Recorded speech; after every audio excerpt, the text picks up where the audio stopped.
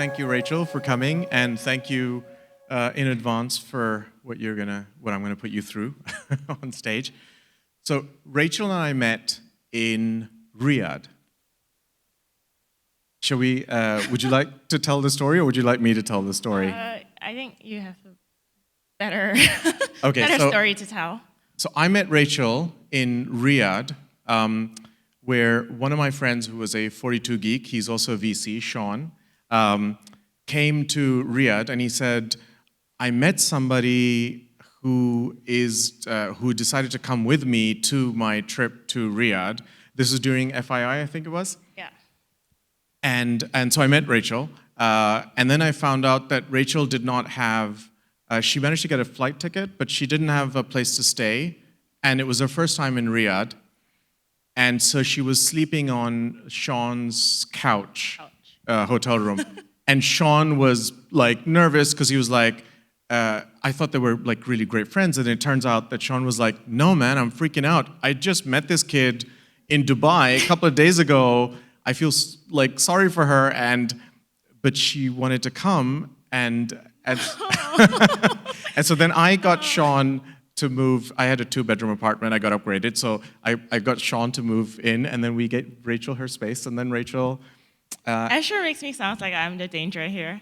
Sean offered me a place to stay because I had booked myself like one of those cheap accommodations out pretty far out of Riyadh, and I met him in Dubai, and I was like, oh, he seems like a safe guy that I can trust. And I looked through his Facebook. I was like, oh, we have some mutual friends, so he should be okay. So I hope half of you at least agree that she's fucking crazy, because, yeah, thank you. And I can tell you, since that day, I have basically said to her what I think her father would be saying to her, which is almost wanting to kill her because of her risk-taking. But anyway, why were you in Riyadh?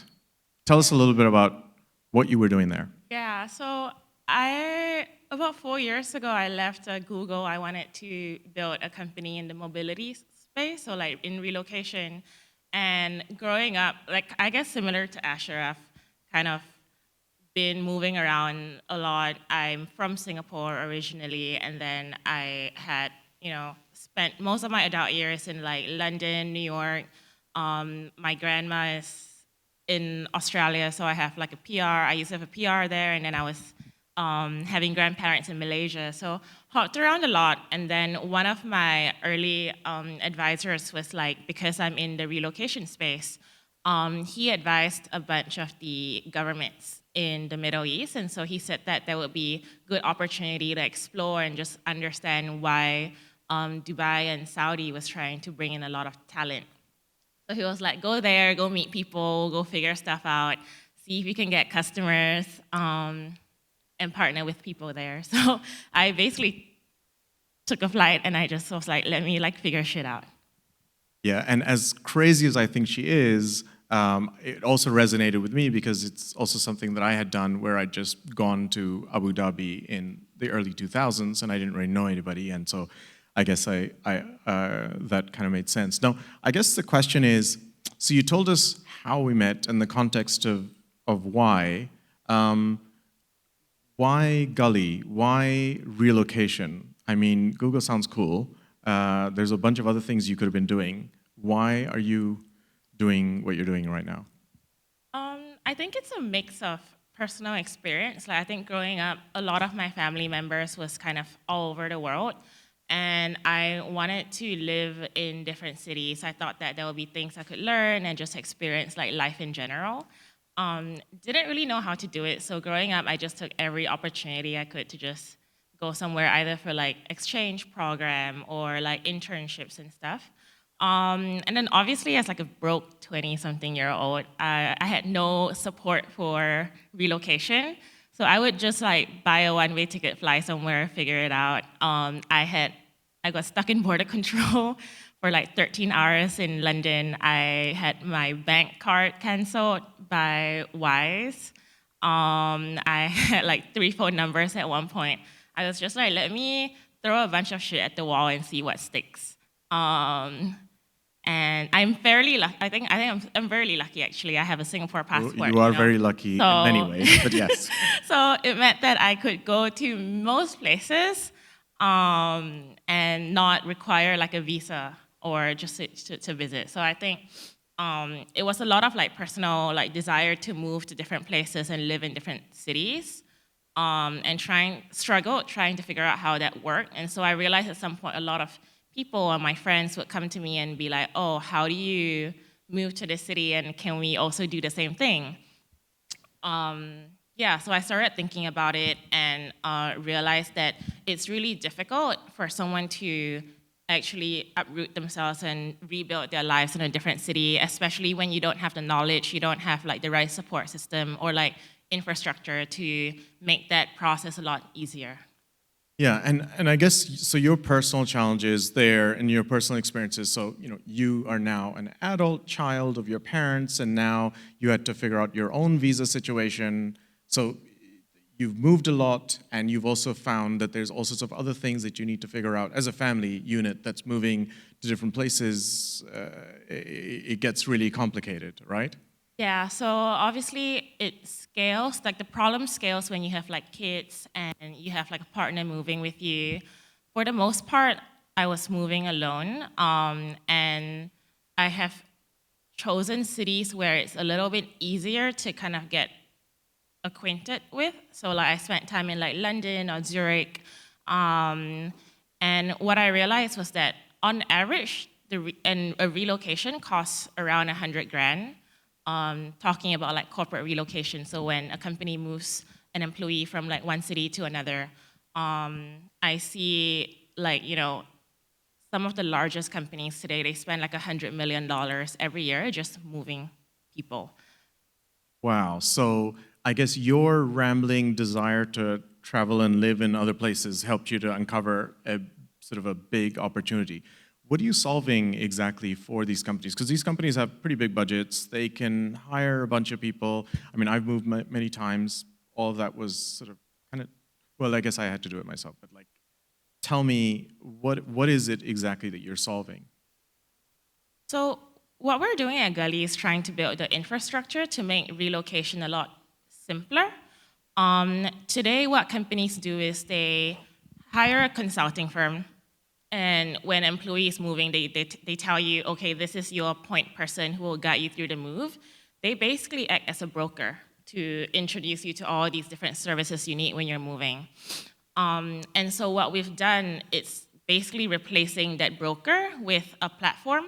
So we have integrated the supply chain from immigration, housing, figuring out enrolling kids into schools, everything from pre-K to college. We cover 160 countries, so we are able to really help you end to end, move from one city to another. And I think the great thing about technology today is that AI really allows us to bring the cost of this down because essentially we are building an AI consultant with an integrated supply chain, and this means that we are able to provide better relocation support for anyone. So my personal kind of goal with this was to help like 1 million people move to their dream city. I think it's really important to be able to live in a city that you want. I think you're happier, you thrive, you do better. And so my whole thought process was like, how do I make this happen at scale? But you did more than that, right? So, okay, so when we first met, you were trying to solve the infrastructure thing. When that was something that was challenging, complex, but you kind of managed to solve that.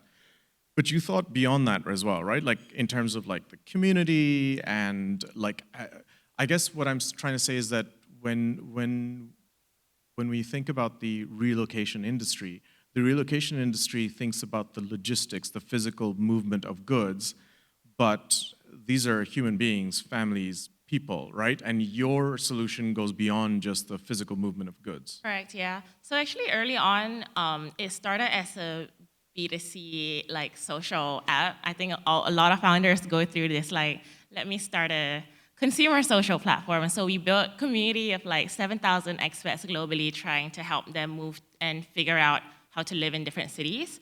My concept was if I can't help you, I will find you someone who can. And so we our branding grew pretty strong because we started with designing something for people and giving you a platform where, other than just finding the solution to moving, it was really helping you get connected to other people who could, because I can only do so much, so I think I use community to kind of support that.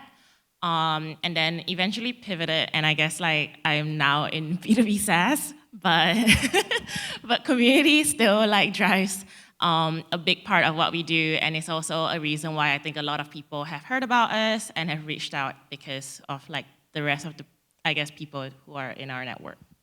And you've recently raised some funding. Yes. Is that public? Yes, so we just announced our fundraise yesterday. So we are now, I guess, hiring and growing the team. I have Salim here in the audience who's with us for engineering. Yeah, and we're hiring across operations and engineering right now.